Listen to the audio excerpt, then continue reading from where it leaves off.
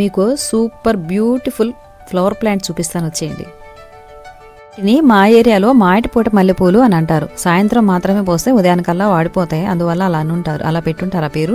మీ ఏరియాలో ఇంకేదైనా పేరు ఉంటే నాకు కామెంట్ చేయండి. ఎంత అందంగా ఉంటాయి అంటే దీనిలో ఎల్లో, వైట్, పింక్, ఆరెంజ్ ఇంకా చాలా రకాల ఫ్లవర్స్ ఉంటాయి. ఒక్కసారి నాటాము అంటే వాటికై అవే ఇంప్రూవ్ అవుతూ ఉంటాయి. అపార్ట్మెంట్లో కూడా కుండీల్లో నాటుకోవచ్చు, చాలా బాగుంటాయి. సూపర్ ప్లాంట్ అని ఎందుకన్నా తెలుసా?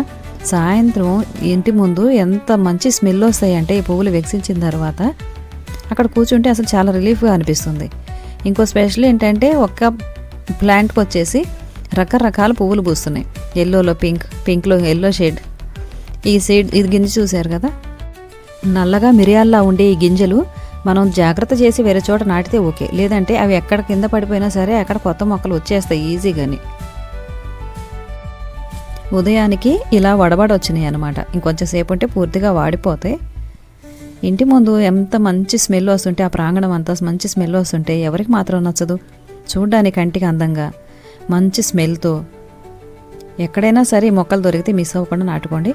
చూశారు కదా ఈ ఇమేజ్ ఎంత బాగుందో, మిస్ అవ్వకండి. ఈ పువ్వు చూడండి, ఎల్లోలో పింక్ డాట్స్ వాటి ఇష్టం వచ్చినట్లు పూస్తున్నాయి అసలు మా చెట్లయితే. నచ్చితే ఒక లైక్ చేయండి.